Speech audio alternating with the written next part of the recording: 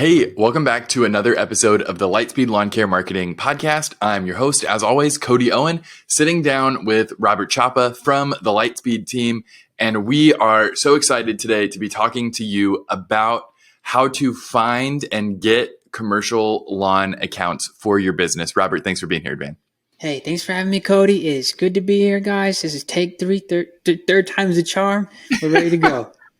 Couple of technical difficulties as we're spooling up doing the video version of the podcast that you can find over on our YouTube channel if you would prefer to get it that way, or whatever works for you. So we'll just dive right in here. Why do people want commercial accounts for their lawn business? The big things here are that they consistently pay. It's good work. You can usually get like a 12-month contract out of them because you're also going to be going in the winter and running through the lot real quick and making sure that there's not trash in the middle of the grass, that kind of thing.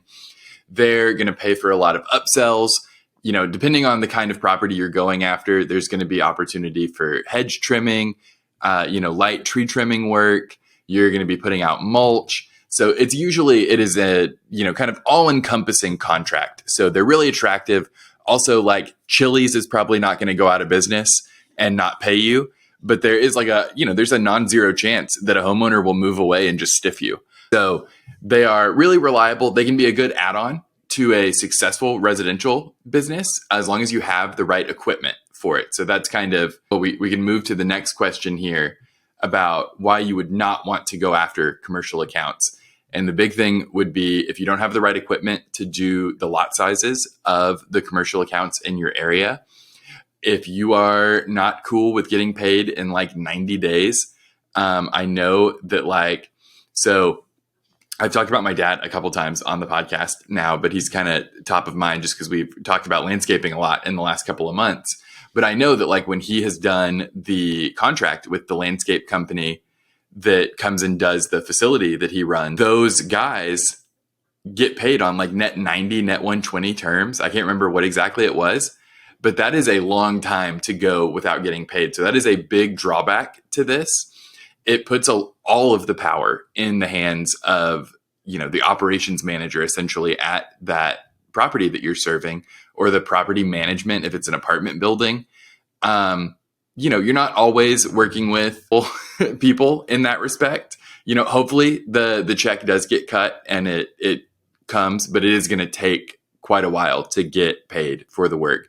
So you have to be set up in a way where you can handle that burden on your payroll, right? That your guys aren't going to get paid in 3 months. They're going to get paid in, 10 to 14 days from when they do the job. So I think the biggest thing there is that the terms are really unfavorable to the smaller business. If you get where you can command better terms, then, you can, when you go to renew, you can always try to get better terms. But that would be the main thing I'd be worried about, not having the right equipment. And then also property managers can be less forgiving than residential, right? If you are just cutting your teeth in the lawn care industry, commercial can be good if you find the right fit. But mostly residential, you're going to sign up, some friends, some family members first, and they're going to be okay that you scalped their lawn a little bit as you learn and grow. But, property managers are not going to be cool with that because that reflects on them. That's in their performance review, all of that sort of thing, that you're getting involved in their life in a much deeper way than you would at, taking care of someone's home. Yeah, and if you're just starting out and, say you pick up some large job, with multiple apartment complexes, then you have this pressure of where oh my gosh, I need to hire a bunch of guys. I need to get 4 or 5 blowers now. I need to get all these mowers. And so now you're already thinking about racking up all this debt just to take on these jobs that you don't really know how it's going to work out. To start with, like what Cody said, how the property manager is, especially at an apartment. So, and this kind of gets us into, okay, if you are a small, maybe if even just yourself at the moment, you can still take on the commercial jobs, just like a Chili's or something with the 1 acre property. That's kind of where we get into what lot size should we be targeting. Yeah. So lot size is really going to be determined by, number one, what kind of business are you wanting to work with? Because a 1 acre lot Chili's is going to have mostly parking lot and not a lot of grass, but it is going to have a lot of edging, right? Because you're going to be edging that entire area around the parking lot.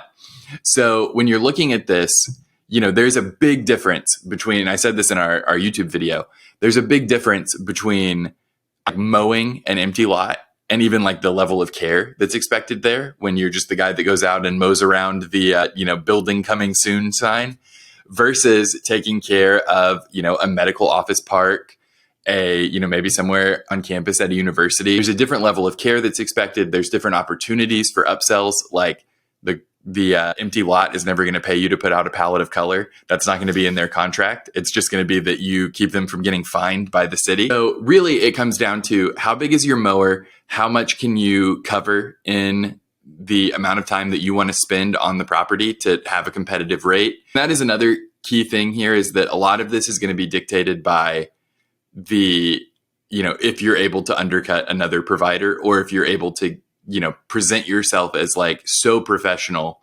that they overlook pricing. But usually, it's going to come down to the budget that's been given to them for getting this done. Once you figure out your ideal lot size, and that is not something that like Robert and I can tell you, hey, go take care of this. I would tell you that if I was going to get involved in it, I would want to be working with like restaurants, banks, kind of that scale of business. I would not jump in on maintaining a huge office park with like multiple buildings, just because like that is a lot to bite off in one go. I would maybe try to build up to that, dip your toe in the water of commercial in the way that is the closest to the residential that you're used to. And that's going to be those, small-ish businesses, franchise locations of restaurants that are going to have like good opportunities for upsells for you, good opportunities to do some landscaping, but they're not going to be like crazy huge time sinks. I can tell you the apartment complex that I am in now, the guys that are out here, I don't know how they turn a profit. They're out here for like 8 hours a day, multiple times a week. I cannot tell you how many times I have tried to sit down and record a video, and they are out with a blower for, like 4 hours. There's like 10 bushes and, they could string trim one section down there, and they're here constantly. So either the contract is like way overbid and they're somehow still profitable, or they're, losing money and just haven't fixed it yet. Dude, Cody, I thought the same thing at the last apartment I stayed at. It'd be all day. I'm just like, dude, I don't see how you guys are making money, but maybe, like you said, maybe they're not. And when it comes to commercial properties, most likely a flyer or a door hanger. Well, we don't have anywhere to put the door hanger. So how do we get these commercial clients? Especially if we're just starting out, we don't really have those connections yet. Yeah. So what you want to be after is the name, phone number, and email address of that decision maker. And so if it's an apartment complex or a bank or whatever, like you want to talk to whoever is the local management, and they might need to refer you up to someone at corporate or whatever. But, you want to, you're going to have to walk in the door at a lot of these places to get these kinds of jobs. This is going to be less marketing and more direct selling. And some guys aren't comfortable with that, don't want to do that. They want to do kind of one-to-many style stuff that would be more traditional marketing. And I would never take on a client who wanted us to do Facebook ads for commercial accounts. I just have not figured out a strategy that works for that. Even going after like job titles and stuff, it's just like the person's not going to live in the place that they work, all of that sort of thing. It just doesn't, the contracts are big enough that it's worth it to sell personally to whoever the contact is. So you want to get that name, email address, phone number of the contact who's responsible for that. And the nice thing is that usually the person that you're interacting with in person at that place, if the decision maker isn't there, they want to end this interaction as quickly as possible.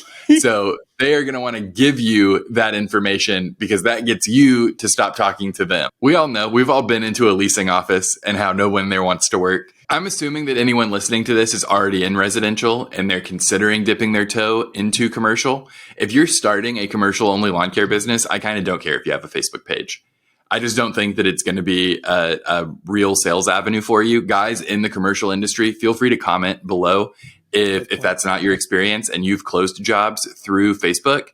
I just feel like LinkedIn is going to be a better place for you to network the kind of person that you need to be in contact with to close that deal.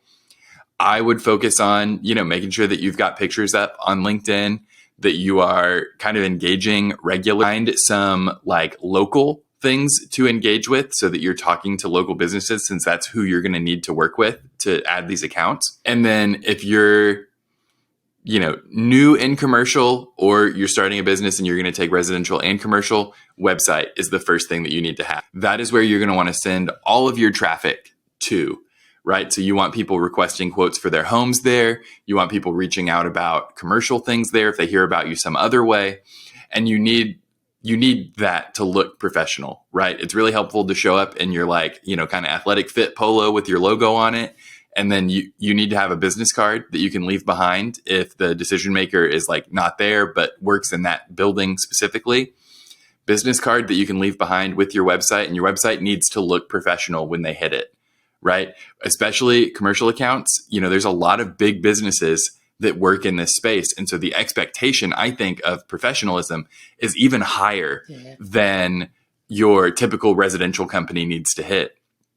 When you're competing with billion-dollar businesses like Brightview, you need to, you don't need to look as big as a billion-dollar business, but you need to look as professional as them to be able to have people feel confident that you're going to deliver the service that they need. And then you get the added benefit of the angle of like, hey, I'm local. You're not going to be a little fish in my ocean of business. You're going to be a big fish in my pond. I'm going to take care of your property because you matter. Your contract matters to me a lot more than your contract would matter to Brightview. So you get that angle, but you need to have the professionalism and deliver the quality of service that's expected of that big company, or they're going to go back to the big company. That's a good point, Cody. Especially since you're local, you're in the community, you care about the community more. You can really stress that in your sales pitch and even on your pitch on your website. So where your landing page is, where you're sending them to, make sure to have that more than just a form. Definitely more than just a form. Yeah. You need to, your pitch should be written for your 2 minutes that you're going to spend on the phone or talking in person with this person. You should have the kind of the same pain points that you're addressing. I think especially if you're going after, all of these places already have a business that's taking care of their lawn, right? That's taking care of their property. And so you need to come in with what are the pain points with that kind of company? Do they not show up when they're supposed to? If they're small and unprofessional, maybe. If they're big and super professional, maybe it's that your concerns aren't addressed. They make the same mistakes over and over. They screw up the same things. And it really frustrates the person who has to keep complaining and keep saying, please stop doing this to the property. You're able to use that pitch that I was talking about just a second ago where, well, we're small and we care. And so your pitch should look like that. It needs to be, I would even kind of script out what you're going to say over the phone. You want it to still be conversational, but just having kind of a core pitch that you come back to would be really helpful. I would write that so that you can practice it. I talk about this in our YouTube video that you should practice it with someone that you're not actually selling to, but just kind of go over it so that you've really got it. And a thing I would tell you that, I took a couple acting classes in college. Most important thing that you can do when you have a script is to not sit there and just think about the script. You want to listen to what the other person is saying and engage with it. And you can respond to it with scripted dialogue that you've already written for yourself that makes sense, but it has to make sense. You can't sound like a robot. So you might hear all of this and think like, oh man, I am not that guy. I'm not a sales guy. I like to mow lawns. I like to be outside. I like people to not talk to me. I know a lot of lawn care business owners who are not like crazy extroverts. And so if you find yourself thinking that, it might be time to consider whether you need to hire a salesperson. If you are serious about building out a commercial division, you might need a sales guy to spend his day chasing that down. And you can talk about what that pay structure looks like. It's not something we're going to get into here, but I would think it probably needs to be commission based because he's going to be kind of self-managing. Your salesperson there is going to be kind of off doing their own thing all day. And so you need something that drives the incentive to produce. And that's why so many of those positions end up being commission based. And then at some point I was watching your interview with Jacob Godar from Scooters. I think it was like an interview from 2 years ago. He talks about how he expanded his office space when he was wanting to, even though this is not necessarily commercial, but he was talking about while expanding his business, he said, okay, before I even hire a bunch of, I don't want to say just guys, but guys to do my, out there mowing, doing the work, I need to actually get my office set up first. Because if I don't have anybody in the office or enough people in the office, then, okay, who's making the sales for me? Who's closing the sales for me? Because if you don't have time to answer that phone call at that time when they call you, well, you're even though you're working, they've already called 2 or 3 other people that did pick up their phone, and they probably chose somebody before you even had a chance to get back.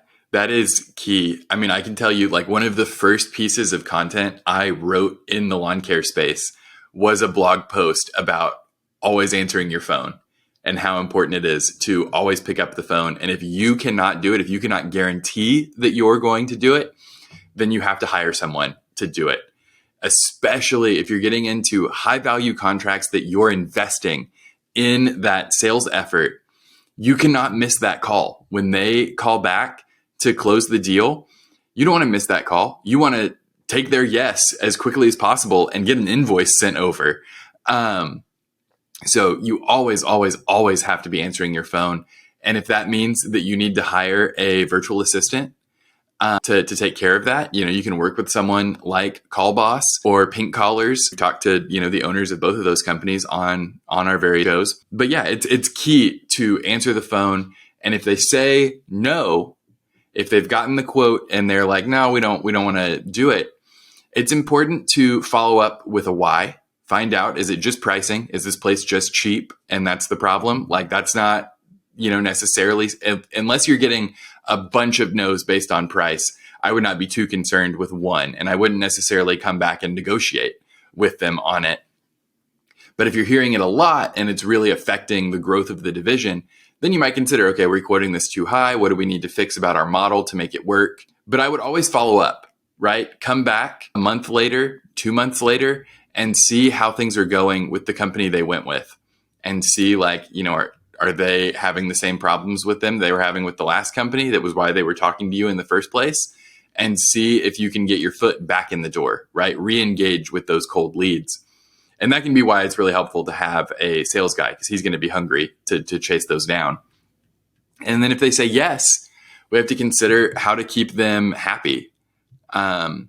I think the biggest thing there, I'll let Robert talk at some point. I should let him talk. But I think the biggest thing, if they say yes and you need to keep them happy, it's important that the crew knows, the crew that's going out to take care of the property knows, hey, these were the pain points that they told us about the company that took care of them previously. So that they know, like, hey, if you go out and you do these exact same things, we're going to lose this job. So we need you to address these core concerns and obviously deliver on, like, the quality that you give all of your customers, but with special attention to those. And that's even a thing you could follow up on with the property manager, is like, take them out and say, like, hey, did we take care of these things in the way you expected? I mean, that's even happened in our industry too, Cody. We've had clients come from, maybe another agency, and they said, hey, this is why we came. We had these type of issues. And then you always translate over to me and said, hey, this is what's happened.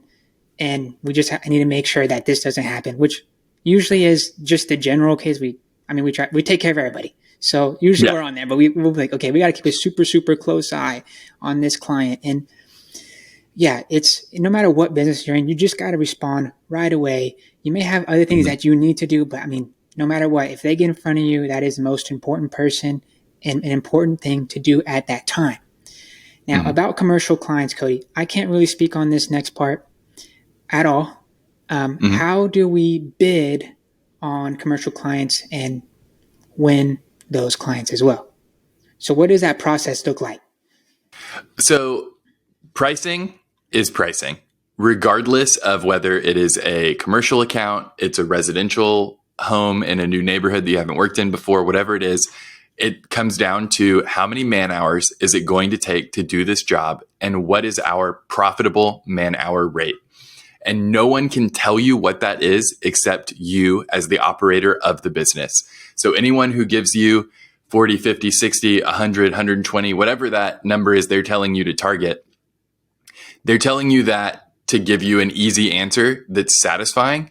And it is not like what I'm giving you right now are the vegetables that you don't want to hear, which is you have to go do work to figure out what this number is.